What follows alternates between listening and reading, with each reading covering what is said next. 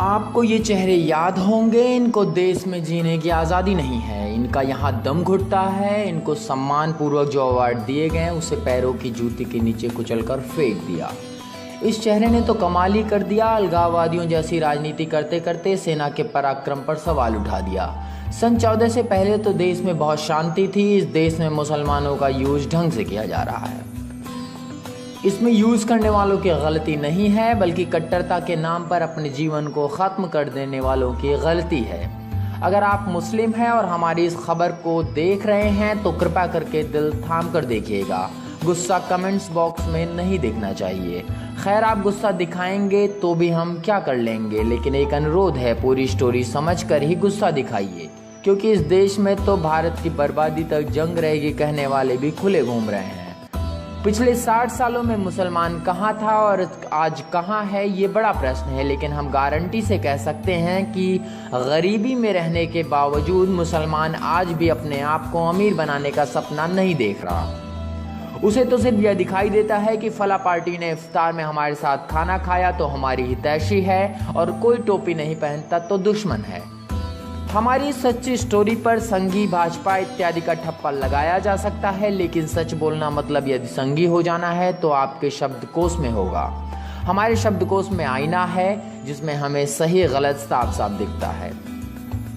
क्या कभी किसी मुसलमान ने सोचा है कि हिंदू मुस्लिम दंगों से किस पार्टी को फायदा हुआ है? अगर नहीं सोचा है तो इतिहास उठाकर देख लो। जिसको फायदा हुआ है वो सन 14 से अस्तित्व खोजने में लगी है। अगर मुसलमान मायावती की उस बात को गौर से सुने जिसमें वे कहती हैं कि मुस्लिम भाइयों, यूपी में किसी समाजवादी पार्टी को वोट नहीं देना क्योंकि वो हार रहे हैं, आप उन्हें वोट देंगे तो इसका फायदा भारतीय जनता पार्टी को होगा। यहाँ मायावती मुसलमानों को खिलौना बनाकर खेल रही हैं और मुसलमान कठपुतली बना हुआ है। उत्तर प्रदेश के मुस्लिम समाज के लोगों को ये कहना है कि ऐसी स्थिति में यदि मुस्लिम समाज के लोग अपना थोड़ा भी वोट सपा को देते हैं तो इसका फायदा सीधे तौर पर भारतीय जनता पार्टी को पहुंचेगा। माया का साफ कहना है, तुम भटके हुए लोग हो, चवन्नी जैसी भी औकात न रखने वाले सुनो, वोट हमें दो, नहीं तो भाजपा सरकार बना लेगी। और मुसलमान भी तैयार है।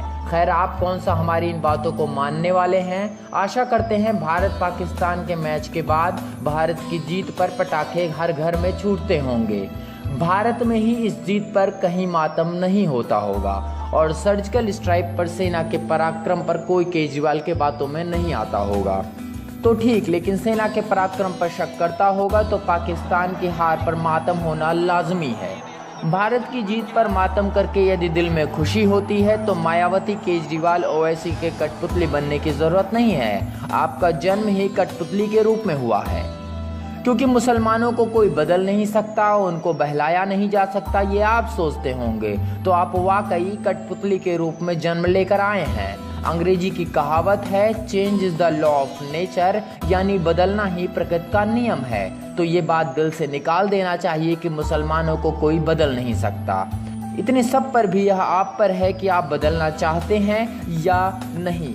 बस एक काम कीजिएगा, अल्लाहू अकबर का मतलब पवित्रता होती है और ये आपको पता ही है। तो अपवित्र करने की कोशिश बिल्कुल ही मत कीजिएगा, क्योंकि धर्म को बदनाम करने की मुहिम तेजी से चल रही है। खबर अमेरिका तक से आ रही है कि मुसलमानों को ही बैन किया जाएगा, क्योंकि आतंकवाद में 99% मुसलमान भागीदारी है। ISIS अल्लाहू अकबर कहकर लोगों के सर कलम कर रही है और दोषी पवित्र कुरान को दिया जा रहा है।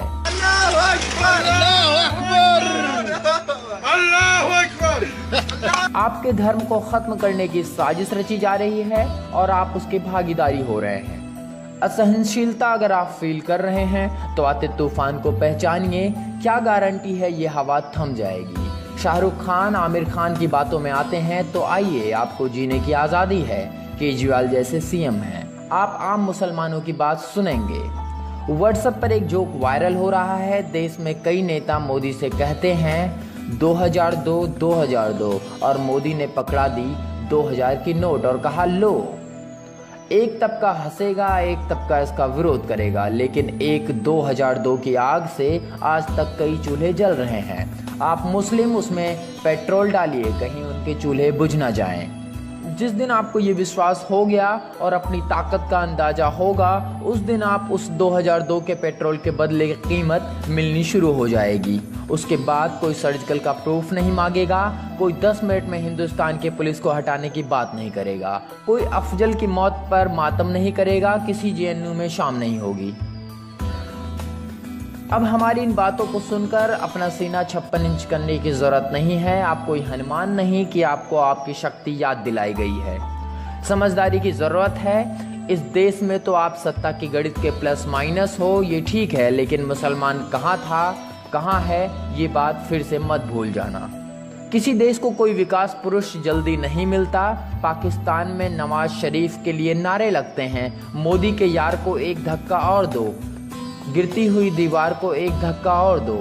ये जो मोदी का यार है, गद्दार है, गद्दार है। आपस में आकर अपने आप को खत्म करने में कोई भलाई नहीं है। आप भी सोच रहे होंगे हम कहां से कहां पहुंच गए, लेकिन सभी चीजें एक दूसरे की पूरक हैं। देश में नोटबंदी जैसा फैसला लिया गया है, यह देश के लिए अमृत है। ऐसे फैसले लेने वाली सरकार को हम भी सल्यूट करते हैं। टाइम्स की मैगजीन पर मोदी को दूसरी बार जगह मिली है। देश के लिए यह सेलिब्रेशन का टाइम है।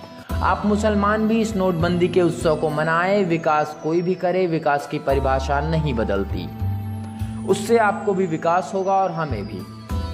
आप पढ़े लिखे लोग हैं, मदरसे में अच्छी तालीम मिलती है, उसका प्रयोग नहीं भी करे तो इंसानियत को अपनाएं। आपको नचाने वाले आपको ख़त्म करना चाहते हैं और आप अपनी ही बर्बादी में नाच रहे हैं, झूम रहे हैं।